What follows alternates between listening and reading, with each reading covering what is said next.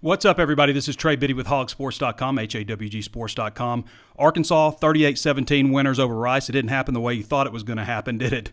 We're going to talk about that game some more, one last look back, and also go into some Texas stuff. Danny West is going to join us also to talk about some recruiting. We'll answer your questions as well. All that and more on Hog Sports Live.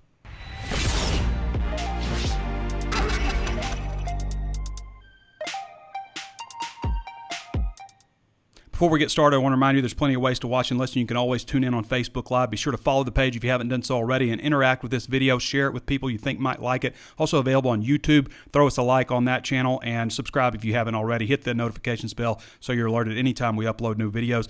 Also available on Apple Podcasts. Throw us that 5-star review. Plenty of you guys did. Really appreciate everybody throwing the 5-star reviews and some and letting people know what they thought about the show. And thank you very much. That certainly boosts the channel for us. Also available at Spotify, Stitcher, anywhere else you can think of to find your favorite podcast. Hog Sports is just $1 right now for your first month at HawgSports.com. I want to go to Sam Pittman first before we get started on anything else. Sam Pittman had his regular Monday press conference and spoke a lot about KJ Jefferson. Let's listen in. Coach, what do you attribute KJ? He let a couple balls sail on him. Nerves, mechanics, something you can correct?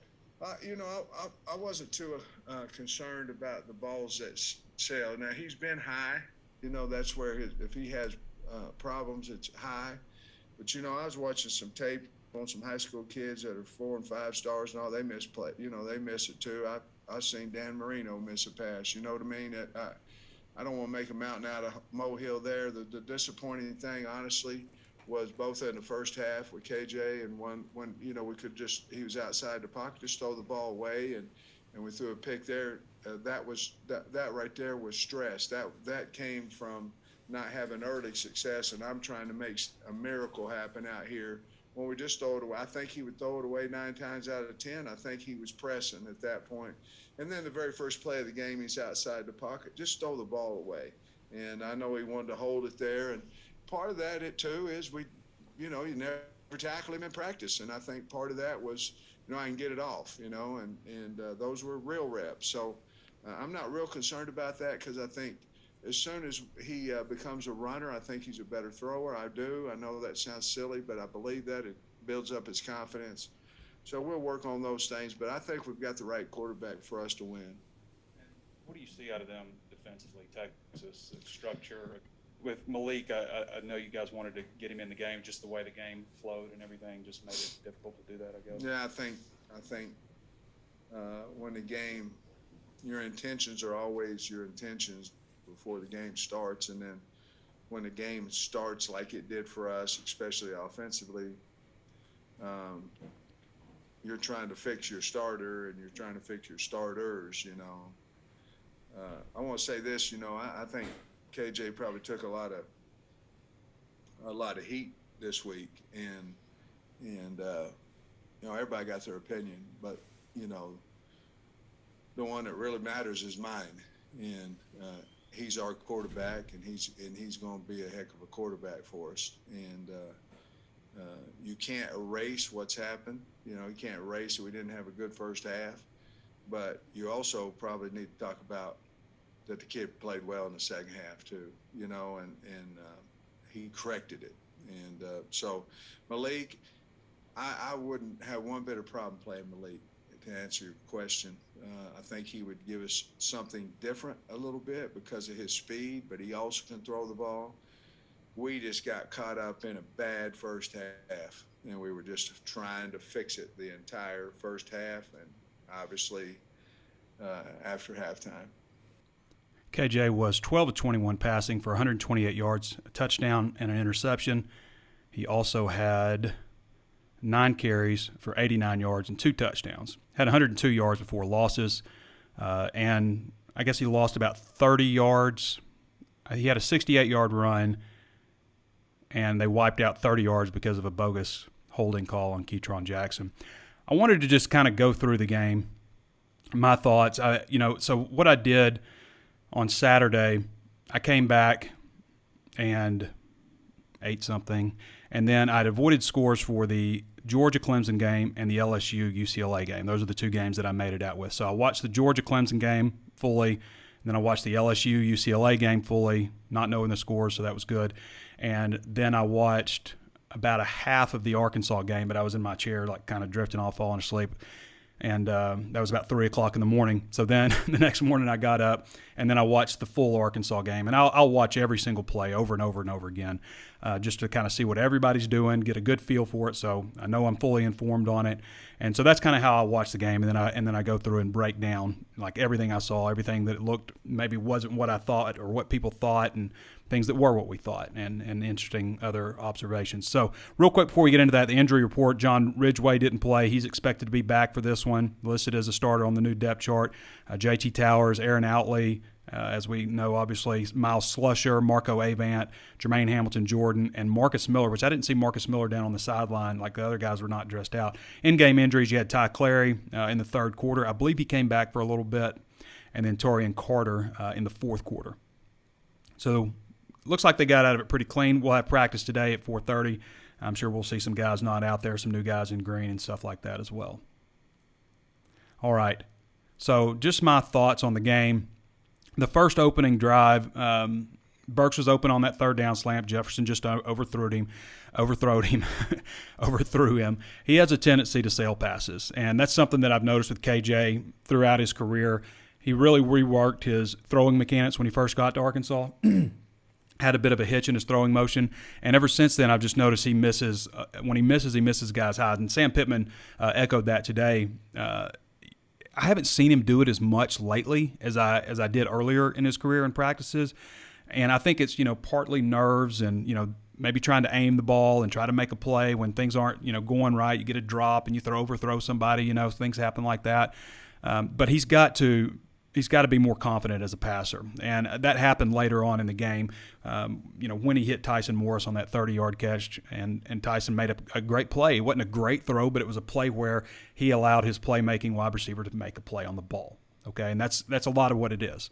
So he's got to clean that up, obviously. Now, people are like, KJ can't throw the ball. Well, what about in the Missouri game? Could he throw the ball in that game? Because he threw for 274 yards, actually played pretty well passing. I mean, it was only 54%, but he hit some long passes and made some plays there. So maybe we've seen like the best of KJ and the worst of KJ. Maybe it's neither of those. Maybe he can do much worse, and we've seen the best. Who knows for sure? I think that when KJ does settle down as a passer, what he showed with his legs, he's going to, I think, be a lot better quarterback than people are giving him credit for right now. That's what I think.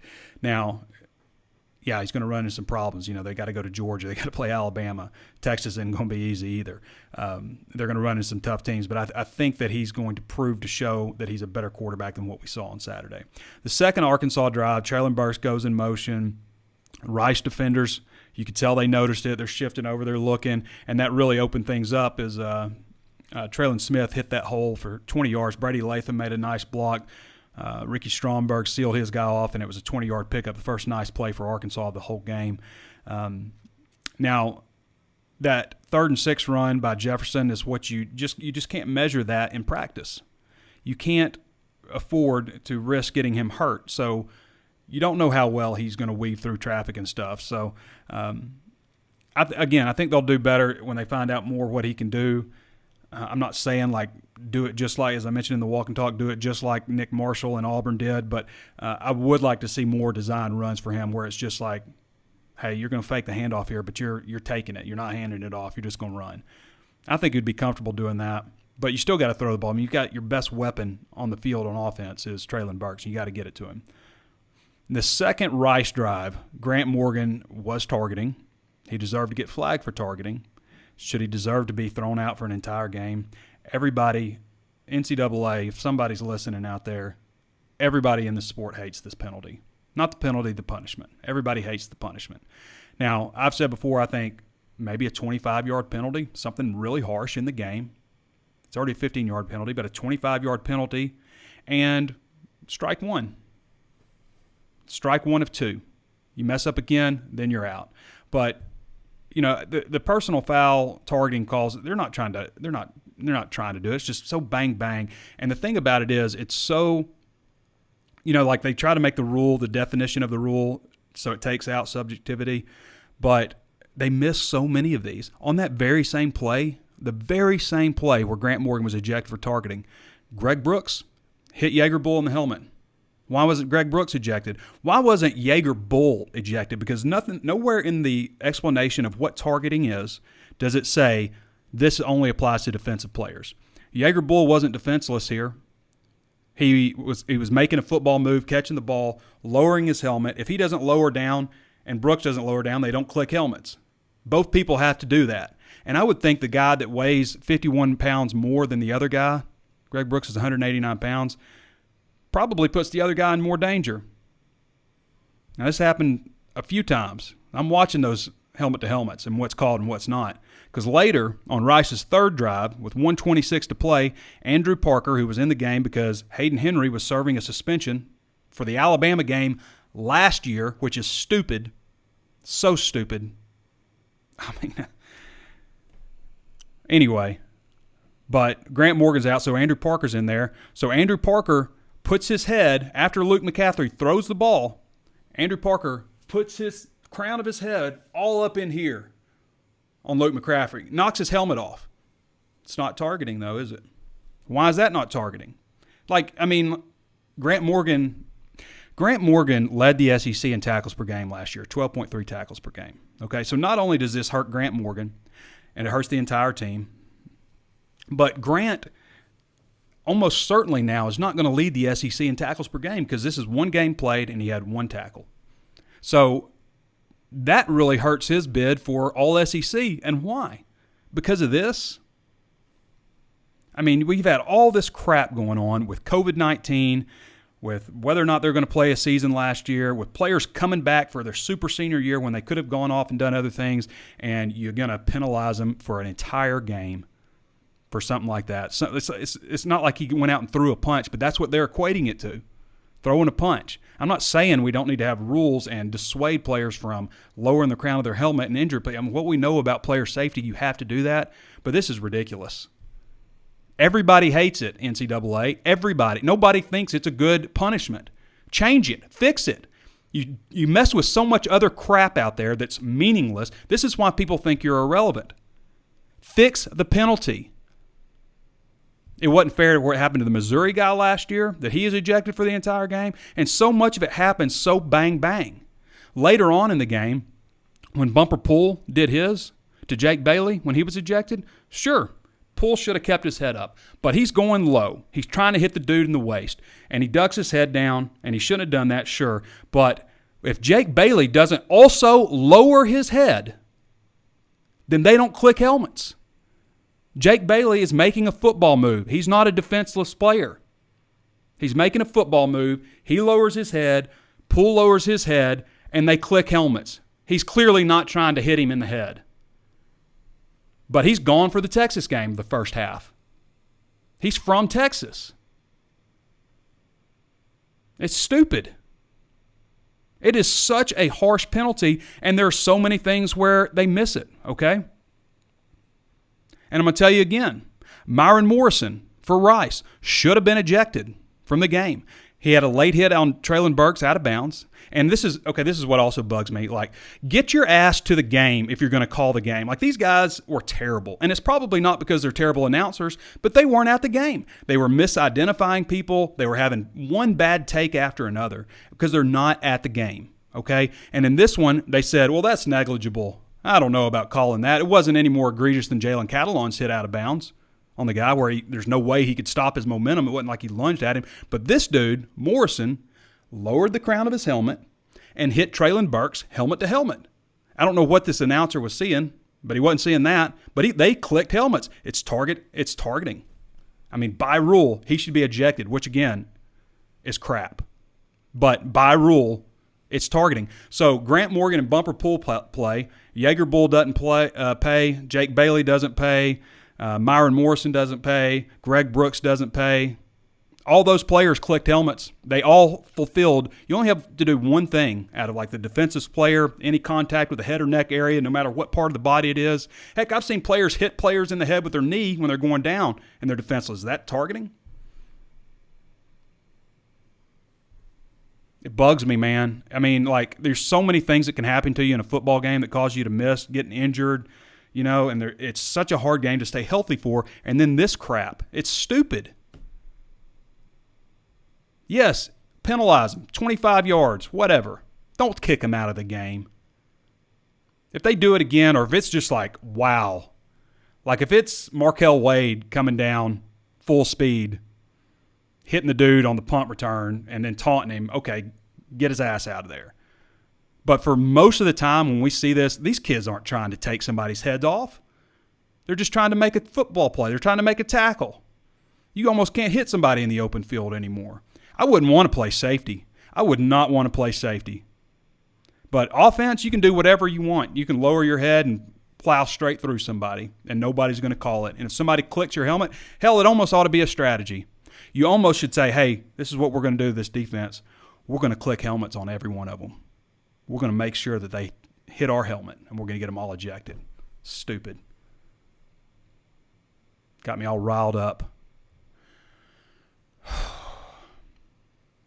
The block punt.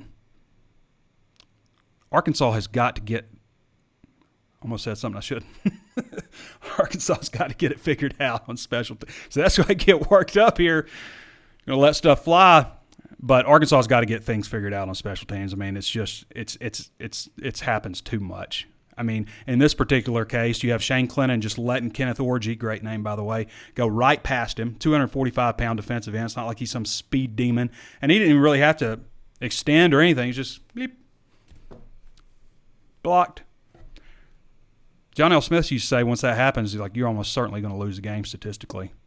That's what I was thinking. I was like, whoa, the percentages just really swung in Rice's favor. So anyway, they've got to figure that out some kind of way. But credit the Arkansas defense for holding them to a field goal. Arkansas defense was fantastic in this game. Held them to a field goal, and then stopped them on downs after Jefferson threw the interception. So that's really two back-to-back bad performances on special teams and offense, and only 3 points surrendered. Then the next one, right after those two series, Burks dropped a first down catch over the middle, and there's some things we'll get to on ifs and buts with KJ. But dropped that, and then Reed Bauer had his worst punt of the day, 25 yards through their own 41-yard line. So there's 3 opportunities there. And on this one, this was one where there was like some penalties that helped Rice. And the reason they scored a touchdown instead of a field goal in this one is because of penalties. You had Jalen Catalon hitting the dude out of bounds, which, I mean, the way they're going, he's running full speed towards the sideline. It's not like he lunged at him. He hit it. He ran into him. He ran into him. I mean, what is he supposed to do? Like, you can't stop in midair. You're not a superhero. Like, I mean, I know you're close, Jalen, but, like, it's ridiculous. It's a 15-yard – well, it was a half the distance, but and then you had Bishop hit with a pass interference call in the end zone, which, number one, it wasn't pass interference. It was a bad call. And number two, it wasn't in the end zone. Now, I know it would have been right there anyway, but, like, get the call right. These refs were terrible. So many late flags. Like, get the call right. Get your flag out of your pocket. All it does is piss everybody off when you throw some late flag like that. But they got to have better play from Ladarius Bishop. You know, he did have it was called against him, so he had that. He also had another pass interference called against him in the fourth quarter. He gave up a 15-yard completion on one side of the field. Then they moved him to the other side of the field, and the very next play gives up that 41-yard touchdown bomb when they're in man. He fumbled the opening kickoff. That's not how you want to start the season, even though they did recover it. He did respond to that touchdown bomb the next play with a 42-yard kickoff return. So that was good. But Bishop overall got to have a better game from him, especially, you know, so many people are kind of clamoring for him to take that spot. And, you know, he's got a lot of speed. I think he can play a lot better than he did, but not the best results for him in that one. Just finishing out the half, Arkansas went 3 and out due to that snap that didn't get back there. It wasn't hit or anything. Starnberg just didn't get it back out there. Defense stood tall once again. Rice was at their own 46-yard line. Defense stood tall. It's forced a 3 and out. So that's 4 drives where they had great field position, 10 points allowed by the defense, and really should have been more like 6 probably because of all the penalties that were called, especially that pass interference call, which was bogus. The third quarter, defense forces a 3 and out. Rice shanks the punt, and Arkansas had great field position. Finally, like the field position was awful for Arkansas the whole first half. And finally, you get good field position, and then they run into a 4th and 2.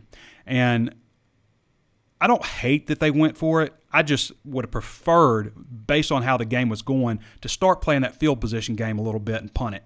Okay, I didn't like the call, 4th and 6 feet, and you know it's a quarterback sneak. I think they maybe could have used a different call, and you have to go by feel. Like it can't be like that every single game. Like it's like, oh well, the sheet says we got to punt here, or that we got to go for it. It's yes, you go by that, but you also have to go by feel some. And in my personal opinion, that particular time, I think Arkansas should have punted, played the field position game. Arkansas's defense is playing well. Maybe get the ball back with a fresh set of downs at midfield on the next time. I didn't hate it, but just the way things were going. KJ Jefferson then hit his first real big pass, a 30-yard play to Tyson Morris. We talked about that a little bit. Wasn't a great throw, but it was a great catch. Give him the opportunity. KJ's got to have confidence in these receivers to make the catch. I felt like he was kind of aiming a little bit, falling back a little bit too much. He's got to have confidence throwing the ball. If he can get there with the way he's running, I mean, he could be really dangerous for a lot of people. Even Sam Pittman said today, well, what he said was, I would expect Texas to, bring a guy down in the box and play the run a little bit. So if they do that, that's what you want. It's where you want them, down in the box. Come on, come down. Get some things figured out, throw in the ball, make some big plays for Traylon Burks. You'd love that to happen. Love them to feel like they got to adjust to Jefferson running. That's what you want. So then Jefferson connected on a 10-yard throw to Warren his next pass. Then he was back in the end zone for his second score of the day. Cut the lead to 17-14. Then Rice made a huge mistake. This was the biggest mistake that they made, and the reason they made it is because Mike Bloomgren didn't want to see 6-point lead. There's all this football to play, a quarter and a half of football left, and I don't want to see a 6-point lead. Like, stop trying to predict what's going to happen the rest of the game. I hate when teams do this. They put a nice drive together, then they stall down in the red zone. They're like, we're here to score touchdowns. Kick the field goal. Like Ole Miss, I believe in that last game last year that Arkansas played, Lane Kiffin did that a lot. Kick the field goal. Take your medicine. Hey, it didn't work out. Get your points. Kick them deep. I mean, that's probably what they should have done, but that was their last opportunity to score points. Arkansas tied it up after that. It was nice to see Raheem Sanders get a lot of carries in a row. Big punishing guy. Bring him in the second half. It's a new running back. Same defensive linemen, same linebackers. And this is also right around the time when Rice players started dropping like flies, and some of them were injuries, and some of them was cramps and dehydration. And that's where I think that a program like Arkansas that has a lot more resources than a place like Rice does, a lot more money, and Arkansas's players were well hydrated. Rice comes out of Houston, right? So you figured they would have been more used to the heat, but that's the difference, I think, when you got so many people on staff and stuff. You can observe all these people, observe them for hydration, measuring their body weight and all this stuff, making sure that they've got plenty of fluids in them, and I think that's a big difference with programs on these two different levels. I thought it was a good opportunity there for Cam Little to hit his first field goal from 34 yards out. It wasn't in the fourth quarter, wasn't super long, game wasn't on the line. It's just a good opportunity to get out there and make a field goal that's, yes, important, but not the end of the world, so that pressure's kind of off. Ease him in as nicely as you can. Kickers can be weird. I'm not saying I've never met Cam, but sometimes kickers are a little weird, and you got to handle them a certain way. So then they regained the lead in the fourth quarter. Penalties started piling up on the Owls. I think this is again where you see depth play a role. Start getting a little more tired, starting to create, having penalties pop up and things like that, not running as fast. You know how it goes. Trey Williams pressured Rice quarterback, I believe it was Wiley Green in there. Markel Utze tipped the pass. Jalen Catalon made one of the biggest plays of the day with a 39-yard interception return. Then the next time when Arkansas got out there, Jefferson, they got down to the end zone. Jefferson sailed the first pass. He sailed the second one, but that could have been caught by Warren Thompson. I mean, dude was draped all over his back. He touched the ball. So the pass interference call is correct there, even though it was high. I think Warren could have gotten that if he hadn't been, pulled down and his arm being barred and all that stuff. So After that, Monteric Brown picked off Wally Green. That was a great play. That's like what I'm talking about with Monteric. Like, this guy to me has a pro future, and it's plays like that. I mean, that was a great jump on the ball, great instincts. It's a great play there. Now, Arkansas didn't get anything going, right? They were at midfield. It was a great position to be in. Yeah, you could have. This is where they made the right decision and punted the ball. Defense is playing fantastic. Rice can't get anything going. They're worn down. You punt the ball. You get a great kick out of Reed Bauer down at the 5-yard line. That's exactly what you want. Defense stands tall. Then Poole was ejected on the next series for targeting, and I talked about that. So then the next series, when Arkansas gets the ball back, and KJ has that 68-yard run, again, they wiped out 28 yards, I guess, added a 10-yard penalty, so he only got 38 yards on the run. But Keytron was hit for holding. And Pittman, I love that Pittman broke it down in his press conference today, because I was showing people this all the time. It's like, what you're taught to do, you can grab shoulder pads, okay? You can grab jersey shoulder pads. You keep your arms in there like that, elbows in, not flailing around. You keep it in like that. You keep the guy going in the direction you want. Now, once the guy tries to separate and go a different direction or something, and you're still pulling him, okay, that's holding. But if he's not, which he wasn't, it was just a great block. And that's what sucks, again, about poor officiating. It's a great play by the freshman. Great play. Did everything he was supposed to do. It hurt him, hurt his confidence. You know, like, what am I supposed to do? You know, throw your arms up in the air. Hurt the team, hurt KJ's stats, everything, because of a crap call from a guy who saw something that wasn't what was actually happening. You got to see it.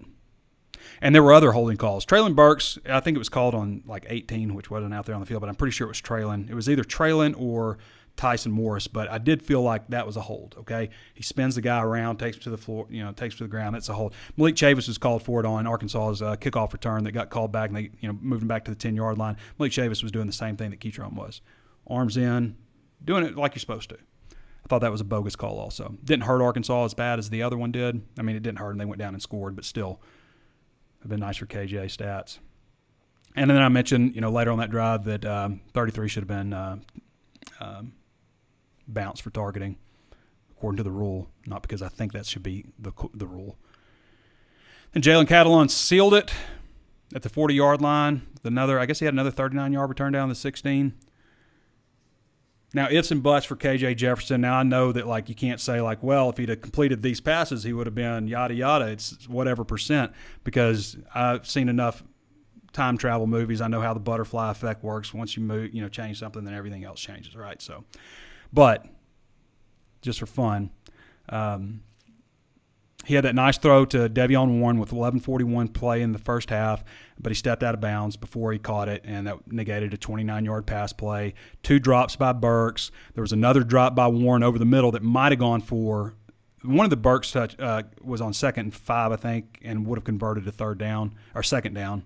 They didn't convert the third down later, but it would have converted that, and they would have kept going. And then the Warren one over the middle might have gone for a touchdown. It looked like he might have had an angle where he could have popped off a really long run, maybe a 56-yard touchdown there. So that's 4 catches he lost for 95 yards with a possible touchdown and possibly a 30-yard touchdown run, or 30 yards on a touchdown, the run that he lost.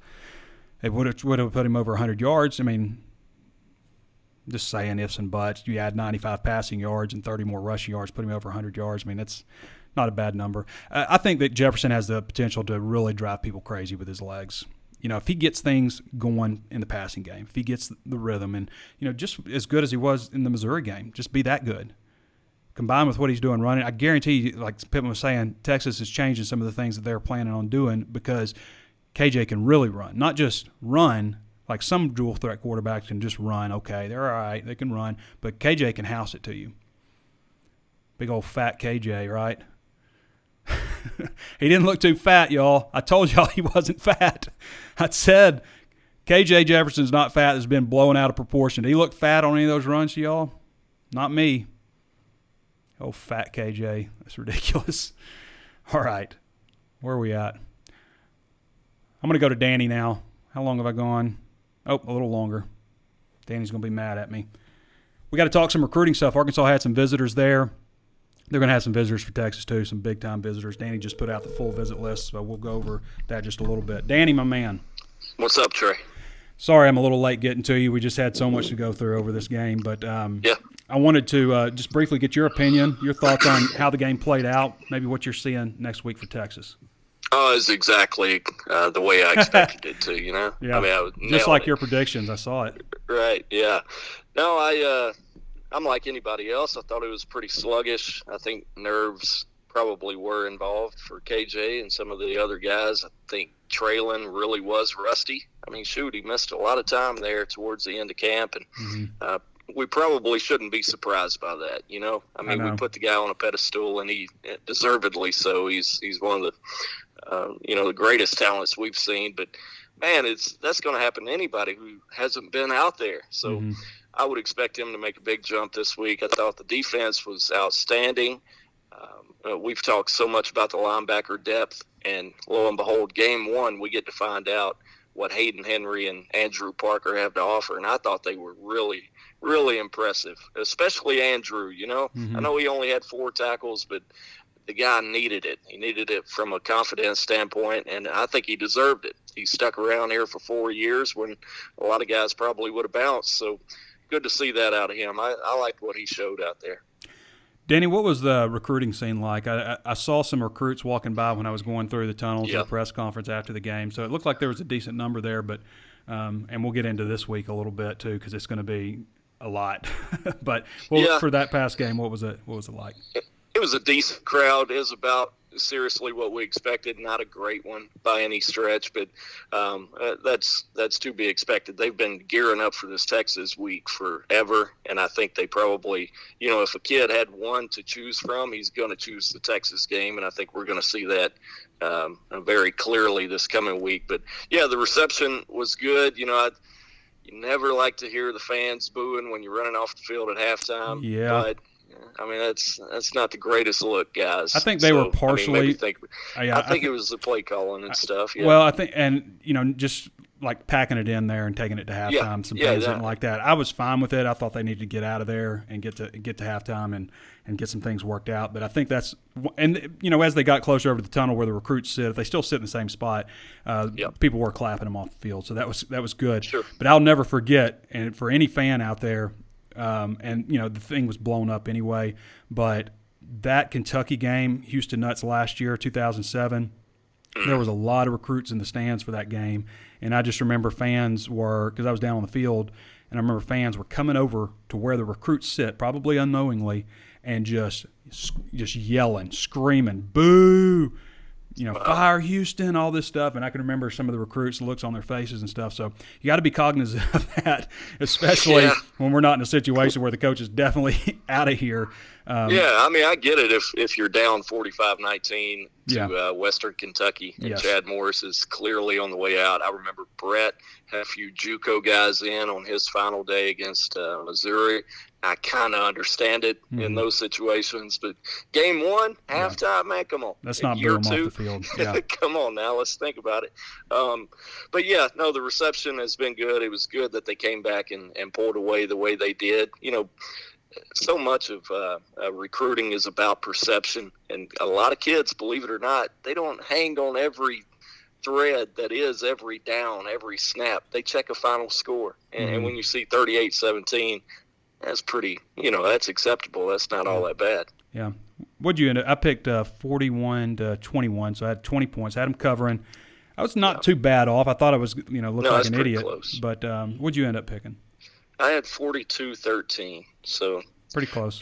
Not terrible. If you take the KJ call back, which I think he should have, that should have been credited to KJ as a touchdown. But that was in the ballpark, I guess. Try to make up for it in week 2. But, man, I've got no idea which way I might go on this one. I know preseason I picked Arkansas, so I reckon I got to stick with that. But it's going to be a tough one to pick. Danny, the fan vote was like 87% in favor of Arkansas beating Texas or something ridiculous in the poll that we did beforehand. I wonder what it would be now after the way they took care of business in the Rice game. They won because of the better team. They out-athleted them. They won because of defense largely. just get the offense clicking again, and maybe they'll have a chance against Texas. You never know. I mean, it's a home game. I got to imagine the environment is going to be absolutely electric. I mean, I cannot wait. You can feel it. You can feel it already. Yeah. So what are these visitors going to see, Danny? You got, really, we're not going to roll off all of them because you put a lot of hard work in it for our VIP subscribers, which, by the way, if you're interested in Danny West coverage, you can get a VIP subscription to HawgSports.com, HAWG Sports, for just $1 right now at HAWGsports.com, part of the 24/7 Sports Network. Most of Danny's coverage is VIP, his recruiting stuff, but you got like a couple of dozen confirmed visitors. I think we'll end up seeing more. And the good thing about it, Danny, also, I think it's a 6 o'clock game. It's a marquee game.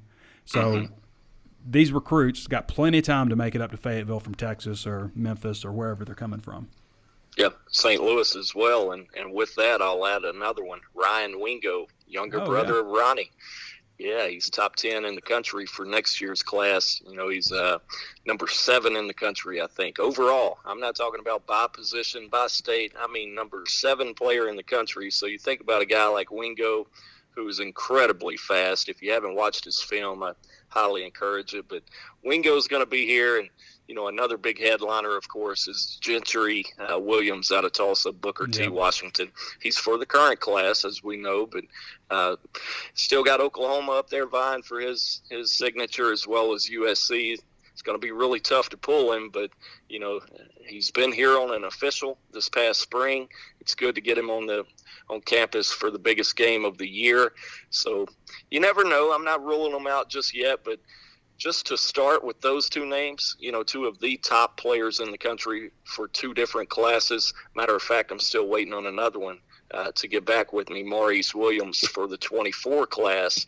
He's number 17 in the country. So if he were to come, you would have one of the top 20 players in 3 classes in a row on campus this weekend. So fingers crossed, maybe that would be a cool angle to cover for me selfishly. But yeah, quite a bit of talent coming in this weekend. And again, you can read all of that at HawgSports.com. We'll have a long list of names throughout the week and steadily adding guys. Just added Shamar Easter a little while ago. So recently committed 2023 tight end out of Ashdown, Arkansas. He's been added to the list. Everything is in order here. You got the 6 o'clock game. It's Arkansas, Texas. Great opportunity for recruits to come in. You just got to show up and put on a show. You got to win it. You got to win it, Trey. If you win it, that could go a long way. Absolutely. Yeah. Now, I'm not saying you can't fire anybody if you don't win it or it's going to be a terrible season, but dadgummit, man, these opportunities don't come around very often, and you got to win these. And it's a winnable game, in my opinion. Yep. I thought it was interesting, Danny, because this last week on the 1st, they could start contacting class of 2023 recruits, and Arkansas did that, obviously.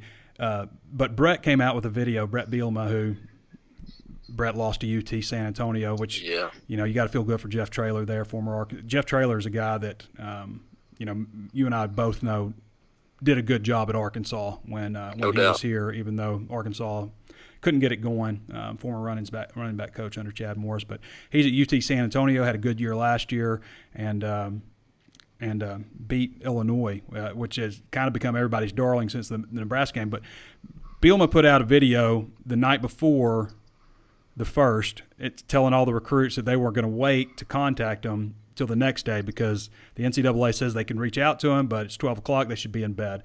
And I just thought, okay, well, that's not a surprise. Brett was usually late at Arkansas offering kids and contacting them, And I was like, so that's a total Brett move. I was like, so these kids are sitting there waiting. I mean, they don't care. They're waiting. The kids stay up late. Surprise. They're waiting for these, contacts to come in. They can't wait, and then, they're not going to get any from Illinois. I'm just letting you know. And also, I'm telling you should be in bed. Like, that's what a kid wants to hear. Go to bed. Get off Twitter. Go to bed. Exactly. Yeah, it's a total Brett move. I love Coach B, man, but he's got these things, these weird quirks in recruiting that it works against him in my opinion. I think so too. To him. But dude, here's the thing. These kids have been looking forward to that. They've had months and months to prepare. Their mama and daddy knows this is, it's going to be a special night. Let's give him this one school night to enjoy it. It's not going to kill him. Let them stay up and enjoy that DM. Exactly. Right. All right, Danny. Yeah. Anything else to add?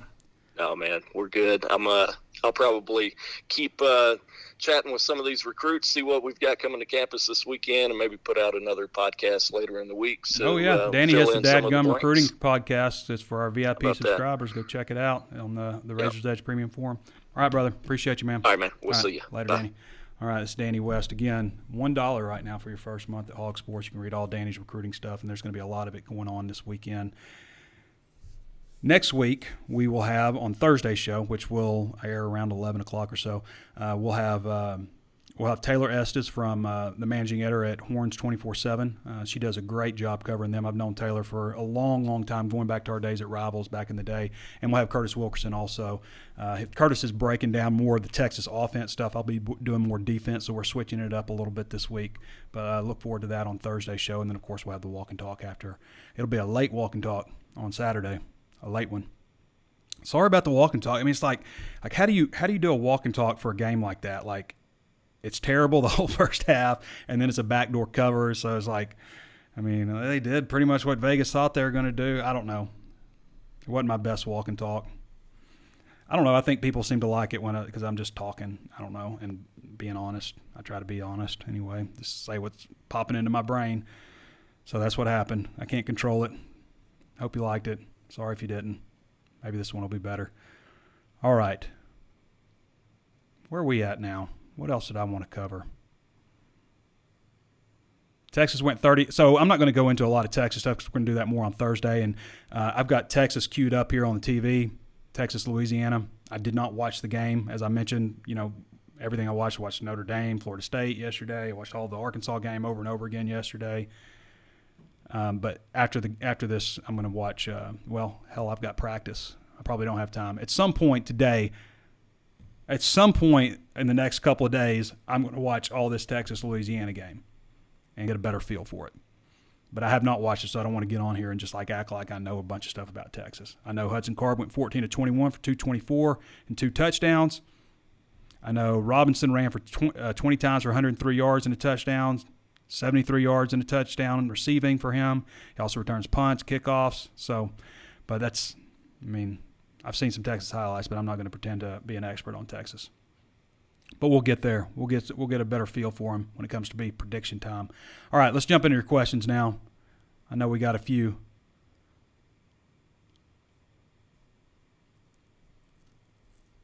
Cameron Brewer says the rules won't change until an Alabama, Ohio State, Clemson impact player gets ejected for targeting a big game. Jeremy May says consistent theme. Arkansas always has terrible refs for home games. Do better, SEC. James Hill says, Trey, do you like the tweet I posted last night and tagged you in? Get the wagon on. It's Hate Texas Week. I didn't see it, James. Sorry. I'm going 150 miles an hour. Sometimes I forget to look around, smell the roses during game weeks and games. Will Lennox says, was the targeting – I'll check my notifications, though, James. Will Lennox says, was the targeting calls on Bumper and Grant bad calls? No, they were accurate. Austin Spears says, hi, Trey. Hi, Austin. Kenny D. Jones says, absolutely agree with the targeting rule. They should have an incidental rule when a hit isn't malicious. I mean, I don't know how you do it because how can you judge intent? Guy could be a great actor, but I just think that you got to give kids the benefit of the doubt that they don't mean to hurt somebody. Matt A. Worley says, guess Trey Knox isn't ever going to be productive. I mean, that was surprising. I mean, Warren Thompson was out there as the big wide receiver, but he played more than Knox did. Will Lennox says, Catalan's a beast. Catalan's fantastic. Magnificent player. Marquise Martin says, our defensive line really needs to do more. They need to put more pressure on the quarterback. I thought they got some good pressure on the quarterback overall. It wasn't fantastic, but they got more. Mateo Soli got a sack, didn't he? Trey Williams had some pressure. Trey Williams pressured. Markel Utsey tipped the ball. Interception to Jalen Catalan. Will Bonham says, hey, Trey, do you think KJ is the next Matt Jones? I mean, I think he's the best running quarterback Arkansas has had since Matt Jones already. Browell's play calling sucked that game, J.D. Chapman says. I mean, yeah, I can agree. The end result wasn't pretty, but again, if Traylon Burks catches the second down pass over the middle, they convert that down. If Devion Warren catches pass, KJ Jefferson doesn't sail 2 balls. If he throws the ball away instead of throwing an interception. There's all kinds of things like that, and we're just like, wow, Kendall Browell's hell of a game. Nice game. Interesting how it works that way. There were a couple of things that I disagreed with too. I mean, I didn't like the quarterback sneak on 4th and 2 there. It's a full 6 or 7 feet there to get. Jamie Gleason says, we need to get more plays to Blake. Man, that's a big boy. Kern, yeah, he had a nice catch. Marky Smart says, totally agree with you. Thanks. Adrian Jones says the Hogs were better conditioned than Rice. It seemed like it at the end. Got to have more design. I mean, but also how much of that is depth? Just getting players cycled in and out of there. Jay Johnson, the 4th says, got to have more design runs for KJ. Absolutely agree with that. Like I was saying, like, not just, you have the option to hand it off or run, but like run with it. Or let's make this look like a pass and run. Don Eldridge says that Rice field goal kicker was kind of shaky. Might have played into Bloomberg's thinking. Maybe. I mean, it wasn't that bad. It was a pretty short kick, though, and they kicked him before. Will Lennox says special teams messes up again. Alan Hurst says, can we get a live stream on YouTube? I've thought about doing it. I like my Facebook page. We drive a lot of traffic from Facebook, so we want to make sure we promote this page. I mean, I've thought about doing the dual stream, and maybe I will. We'll see. I did it for the walk and talk. Don Eldridge says, log on to ESPN with your television provider, and you can have one. It can be streamed there.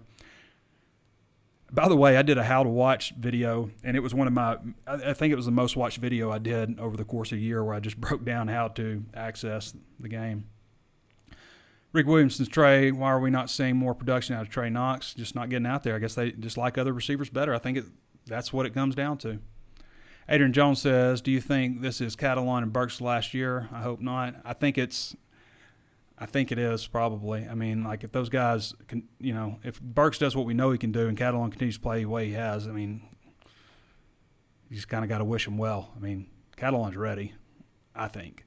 Jacob Deaver says, Trey, heard the bus was late Saturday. Is that true? I haven't heard that. Rocky Carter says, I find it hard to believe all those cramp stoppages were legit. I've never seen that many. It was ridiculous.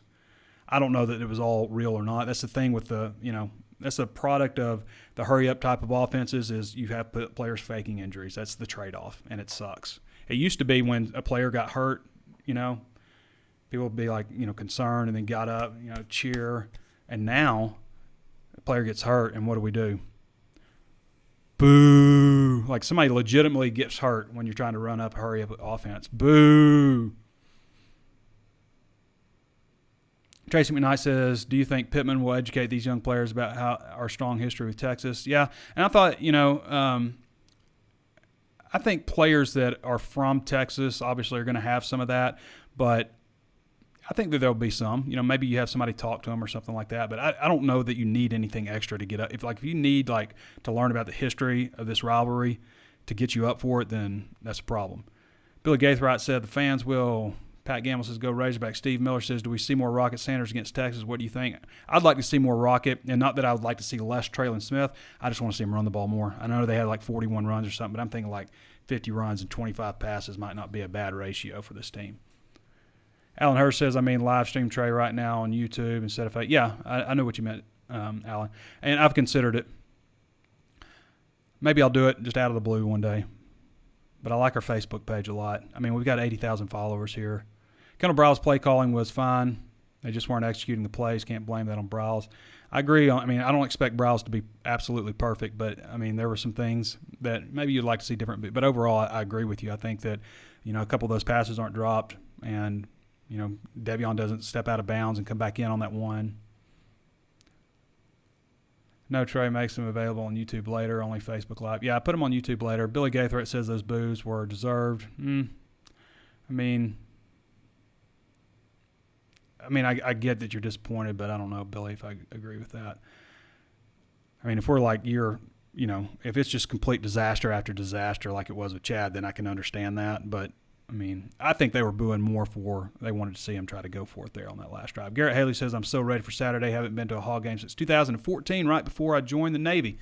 Appreciate your service. Ready to party with y'all in Fayetteville. Hope I get to shake hands with Trey Saturday. If you see me, then absolutely come say hello. People tell me that all the time. They're like, hey, I saw you somewhere. Yeah, you didn't say hello? Like that Seinfeld episode, you don't say hello? Uncle Louie? Is that it? Jeff Keaton Little says, I was booing the coming refs, not the team. Never boo your own team. Yeah, I mean, I think that could have been also, and also the other teams coming out of the tunnel, and that could have been part of it too. Sometimes it's just misconstrued. Adrian Jones says Arkansas has some very passionate fans, but they were wrong for booing Saturday. Jeff Keaton Little says, or boo Chad Morris all day, every day. Will Lennox. By the way, Chad Morris, as we know, ended.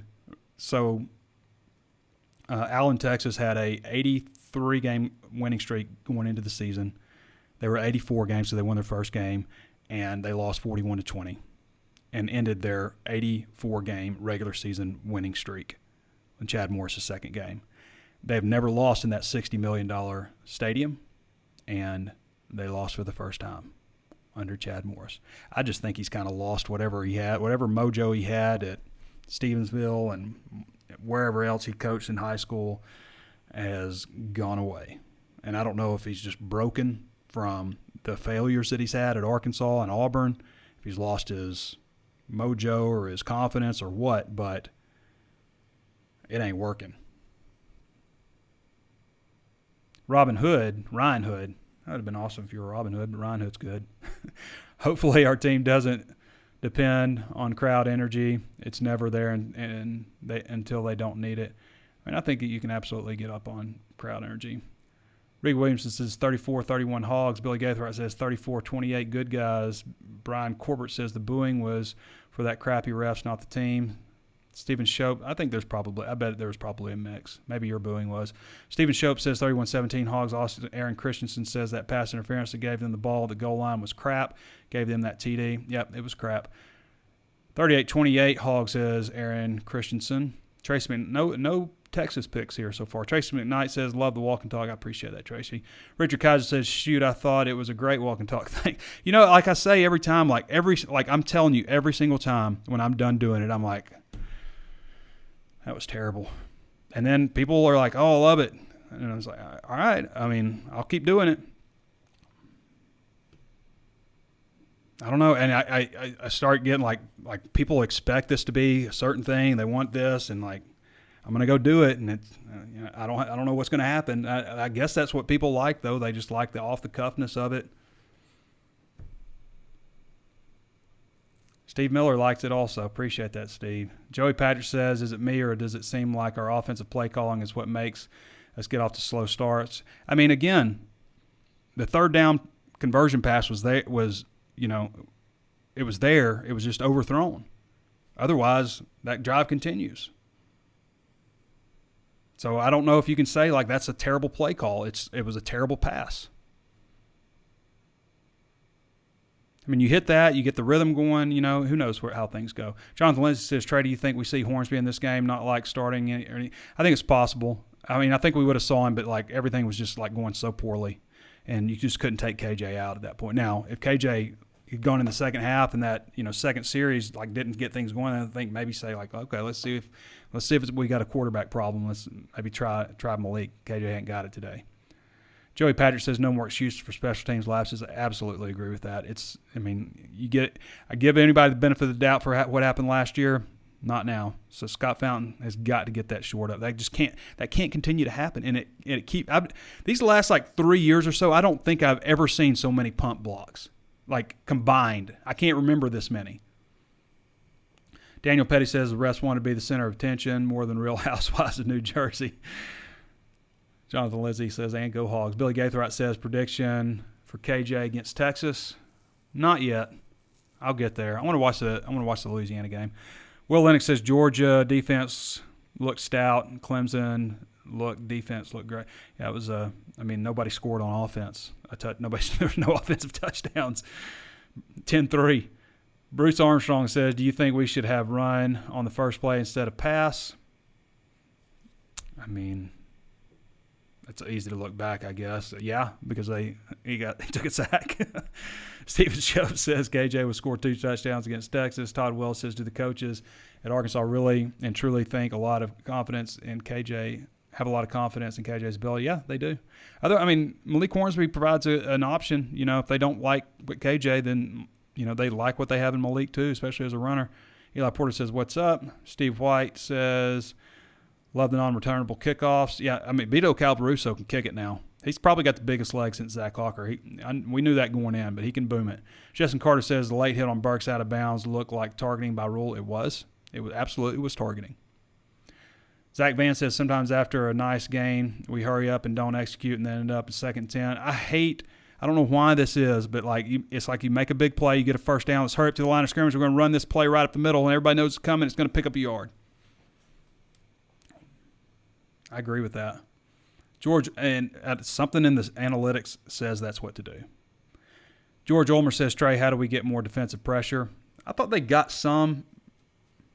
Maybe we might see a little bit more. But I also don't know that they really had to do a bunch, like in terms of bringing a lot of blitzing and stuff like that against this team. Just play sound. I think we'll probably see a little more aggressive defense in this next one. Todd Willis says, where's Knox? We talked about that. I think he's just been passed over, unless he was banged up. Will Lennox says the targeting rule needs to give defensive players the benefit of the doubt, and it's hard not to hit. It also need to call it both ways. Like if the offensive guy ducks his head, then why is he not targeting? Rusty Hostetler says, can KJ be a version of Cam Newton? I was thinking about that the other day. He's got to be a better passer. Cam Newton could sling it.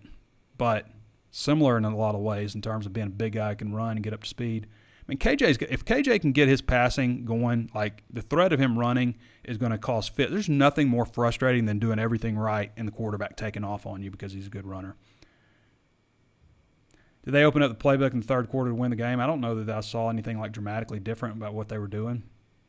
I mean, I saw some stuff like the end around fake with Traylon Burks that opened up that 20-yard run for Traylon Smith. I mean, that wasn't vanilla in the second drive. Jeffrey C. Thomas says the reason you didn't see certain personnel could be the situation, just like Muss and the basketball team, certain matchups, certain players. Yes. Eli Porter says, what do you think Arkansas needs to improve on? Well, they got to get better play out of the quarterback, first of all. I mean, that's clear. That's where it starts. And you got to have Traylon Burks be Traylon Burks for you. And I can understand why he wasn't. I mean, the guy's been injured for like 2 weeks. Mark Jones says, I would like to see them throw it a bit downfield more. I think we might see them throw downfield more. I think maybe that was done by purpose. So maybe that's something that we could talk about, like seeing them open up some bombs, try to get Traylon Burks stretched out downfield. Will Bonham says, hey, Trey, do you think KJ is the next Matt Jones or he has the potential? I think it's a little bit early on that, but he can run. Special teams need to improve. George Ormel says, how do you feel about the decision to run out the clock in the end instead of the half? I think it was fine. I think they need to just get in there. Uncle Leo. Thank you, Jeff. Cato. I want to say Uncle Louie. Cut my shirt tail for that one. I'm supposed to know what I'm talking about with Seinfeld. Uncle Leo. That's a good one. You don't say hello? Chad's going to be coaching flag football soon.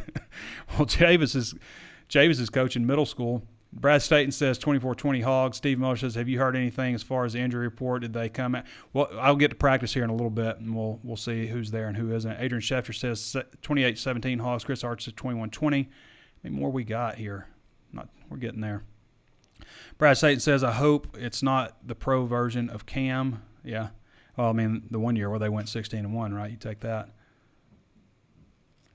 15-1. Don Eldred says, I would manage to convince myself we had a chance under Chad, so my pick is probably not relevant. Cindy Gober Perry says, love the walk and talk as your response to what just occurred. Keep it up. You know what's funny, Cindy? Like when I look at my analytics and stuff, like for most of my videos and things we put out, like and you know, like people, most of our people, like overwhelming, like 98% are men. But the walk and talk is different. It gets more female viewers. I don't know why that is. Nathan Post says, fourth down, sneak execution, horrible. Can't run directly into center's ass and expect to get 2 yards. Kevin Meldon says, hate Texas, but I think they win 31-20. It's the first Texas prediction I've seen. Jason Mosley, I wait for the walk and talk as soon as every game is over. Please don't stop doing it. I'm not going to stop doing it. People like it too much. I might take my time a little bit more. I got out of there pretty quick this last one. I thought it was going to rain on me, and so I got out a little too quick, but I needed a little more time, I think, maybe to gather my thoughts. I don't know. People said they liked it. I thought it was terrible. I think all of them are, I guess. I don't know. Sometimes I guess I was like, that's pretty good. I did okay there. I don't know. Did Ernest Green get an offer, says Laura Demarion Moore. I'm not sure on that. Rob Arnold says, do you think we can win games with a run-first mentality? Yes, I think that needs to be a run-first mentality. And then a Traylon Burks mentality. The rest are horrible, yes, says Nate Pollock. Drew Diana Brassfield says, do you think Texas starting a freshman quarterback, we can rattle him early? That's got to be the plan. You got to come after him. An inexperienced quarterback, you come after him, right? John Lawrence says, is Arkansas being targeted for targeting calls by the officials? Jordan Gudley says, injury update from Texas. I haven't seen that yet. And we'll talk to Taylor Estes. She does a great job. She'll give us some information. Oh, that'll be on Thursday. Joe Alpe says, was KJ nervous at first? I think there was probably some nerves for him. But that makes me wonder, like, because all the talk is like, yeah, he's not a great practice player. He plays great when the lights are on. Well, which one is it? It can't be both, hopefully. It's got to be. I guess any chance we're as bad as we look? I don't think they're as bad as they look. I think that a lot of things factored in. Get some things shored up. Get some things figured out. Figure out what you do good. Chris Light says, I like the walk and talk. Appreciate that, Chris. Bryant Lane says 1410 Hogs. Race Taper says, do you think the first half will look better against Texas? Hope so. Stephen Shope says, hello, Trey. Joey Patrick says, walk and talk was great. Will Lennox says, Jalen Catalon is about to have a career game, and hopefully Traylon Burks can step up. Thomas Nunnally says, always love the walk and talks. Long, short, out of breath, hitting those steps. I like them. Arkansas 31-28 says Tracy Van. Scott Spurl says two things. We're the Arkansas Raiders, and we should see Malik Hornsby a little. O-line looked better. Walk and talk heading into U.S. Pizza Company. So the thing about, like, being out of breath, like, I run all the time. Like, I like to do, like, 2 miles. I exercise, do the high-intensity training, all that stuff. But when I'm doing the walk and talk, I got a backpack on, and it's up bleachers, it's up steps, and it's uphill the whole way. And I'm never, like, just breathing. I'm just constantly talking, trying to get out as much information as possible, trying not to go, like trying to just keep the talk going. And when you do that, you don't breathe. You don't breathe in a lot. And sometimes I get a little winded. I'm not out of shape. Thank you for everybody's concern, but that's just how it's going to be. All right, everybody. I want to thank you for your questions. I want to thank Danny West for joining us, providing that recruiting insight. I want to also mention, before we go, plenty of ways to watch and listen. Always tune in on Facebook Live. Be sure to throw us a thumbs up. Follow the page if you haven't done so already. Join 80,000 other Razorback fans in doing that. Also available on YouTube.